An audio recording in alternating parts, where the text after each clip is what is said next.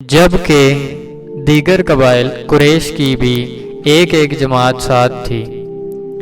اس زمانے میں ملک حجاز اور شام کے درمیان ایک بیاباں میدان تھا۔ وہاں کہیں پانی نہیں تھا۔ اس میدان میں ان کا پانی ختم ہو گیا۔ سب لوگ پیاس سے بے حال ہو گئے، یہاں تک کہ انہیں اپنی موت کا یقین ہو گیا۔ انہوں نے قریش کے دوسرے لوگوں سے پانی مانگا، لیکن انہوں نے پانی دینے سے انکار کر دیا۔ اب انہوں نے ادھر ادھر پانی تلاش کرنے کا ارادہ کیا۔ عبد المطلب اٹھ کر اپنی سواری کے پاس آئے۔ جو ہی ان کی سواری اٹھی، اس کے پاؤں کے نیچے سے پانی کا چشمہ ابل پڑا۔ انہوں نے پانی کو دیکھ کر اللہ اکبر کا نعرہ لگایا۔ پھر عبد المطلب سواری سے اتر آئے۔ سب نے خوب سیر ہو کر پانی پیا اور اپنے مشکیزے بھر لیے۔ اب انہوں نے قریش کی دوسری جماعت سے کہا، آؤ تم بھی سیر ہو کر پانی پی لو۔ اب وہ بھی آ گئے اور خوب پانی پیا۔ پانی پینے کے بعد وہ بولے، اللہ کی قسم اے عبد المطلب، یہ تو تمہارے حق میں فیصلہ ہو گیا۔ اب ہم زمزم کے بارے میں تم سے کبھی جھگڑا نہیں کریں گے۔ جس ذات نے تمہیں اس بیاباں میں سیراب کر دیا، وہی ذات تمہیں زمزم سے بھی سیراب کرے گا۔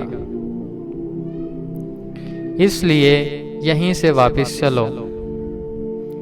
اس طرح قریش نے جان لیا کہ اللہ تعالیٰ عبد المطلب پر مہربان ہے، لہٰذا ان سے جھگڑنا بے سود ہے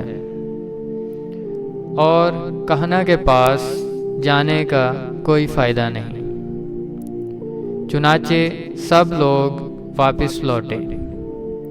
واپس آ کر عبد المطلب نے پھر کنویں کی کھدائی شروع کی۔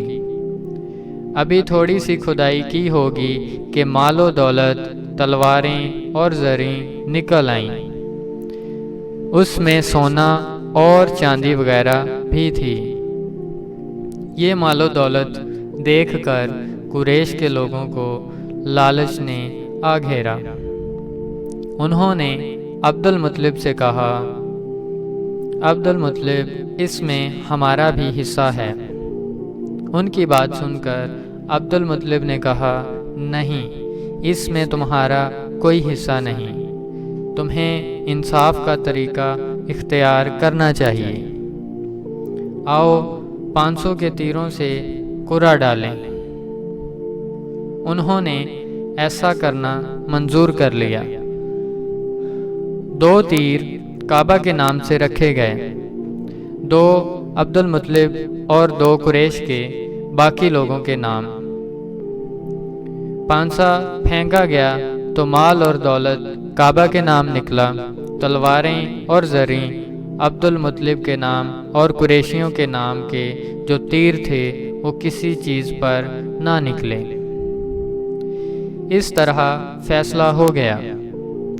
عبد المطلب نے کعبے کے دروازے کو سونے سے سجا دیا۔ زمزم کی کھدائی سے پہلے عبد المطلب نے دعا مانگی تھی کہ اے اللہ، اس کی کھدائی کو مجھ پر آسان کر دے۔ میں اپنا ایک بیٹا تیرے راستے میں ذبح کروں گا۔ اب جب کہ کنواں نکل آیا تو انہیں خواب میں حکم دیا گیا، اپنی منت پوری کرو، یعنی ایک بیٹے کو ذبح کرو۔